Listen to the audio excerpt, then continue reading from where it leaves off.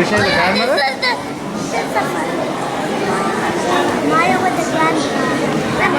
Once upon a time, there was a dear little girl who was loved by everybody, but most of all by her grandmother. There was nothing that she would not have given to the child. Once she gave her a little cap of red velvet, which suited her so well that she couldn't wear anything else. So she was always called Little Red Riding Hood. One day her mother said to her, "Come, Little Red Riding Hood, here's a piece of cake and a bottle of milk. Take that to your grandmother. She is ill and weak. Set out before it gets too hot. And when you are walking, walk quietly and nicely and do not run off the path, or you may fall and break the bottle and your grandmother will get nothing. When you go into your room, don't forget to say good morning. Be safe, Little Red. I will take great care," said Little Red Riding Hood to her mother. The grandmother lived out in the woods, half a mile from the village, and just as Little Red Riding Hood entered the forest, she met a wolf. "Good day, Little Red Riding Hood,"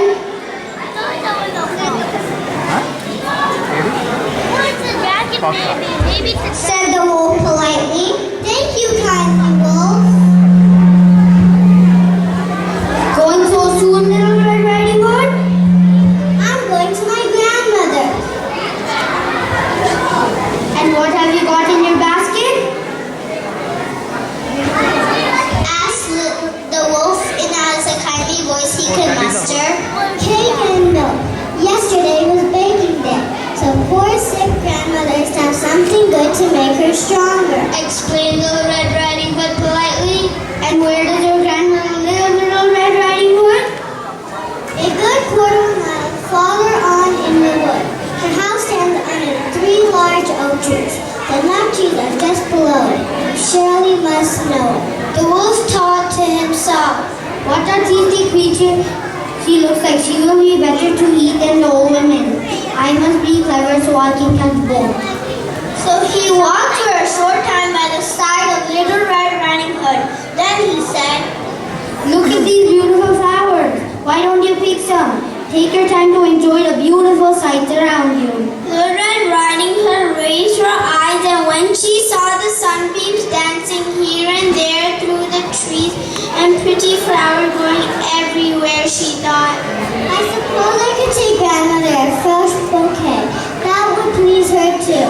It is so early in the day they should still get their good time." And so she ran from the path into the wood to look for flowers, and whenever she had picked what she saw, still prettier one farther on, and ran after and still got deeper and deeper into the wood. Meanwhile, the wolf ran straight to the grandmother's house and knocked at the door. Knock, knock. "Who's there?" "Little Red Riding Hood. I am bringing cake and milk. Open the door." "Lift the latch," called out the grandmother. "I am too weak and cannot get up." The wolf lifted the latch, the door sprang open, and without saying a word, he went straight to the grandmother's bed and devoured. Then he put on her clothes, dressed himself in her cap, laid himself in bed, and drew the curtains. Little Red Riding Hood, however, had been running about picking flowers, and when she had gathered so many that she could carry no more, she remembered her grandmother and set out on the way. She was surprised to find the cottage door standing open, and when she went into the room, she had such a strange feeling that she said to herself, "Oh, grandmother, what big ears you have!" "The better to scare you with, child." Who's that guy, Anish? Yeah. What Oh big my God. eyes you have!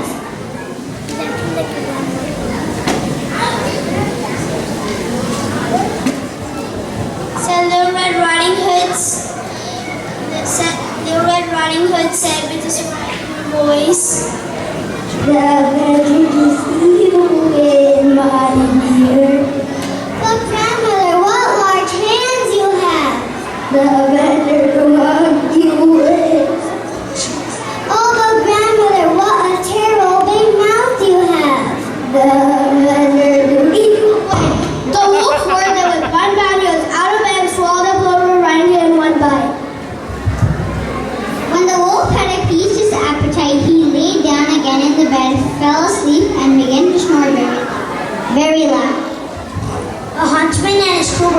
passing by, and one said,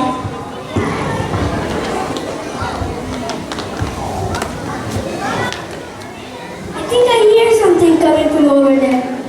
"How loud the old woman is snoring, and must see if she wants anything."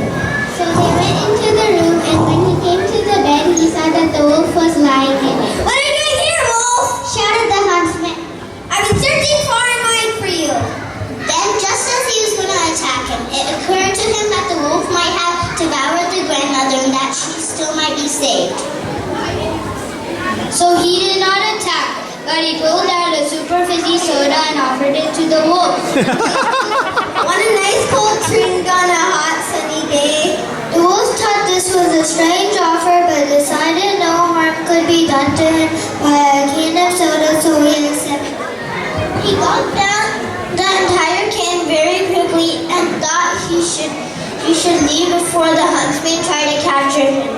But as the wolf went out to get out of the bed, he let out a humongous burp.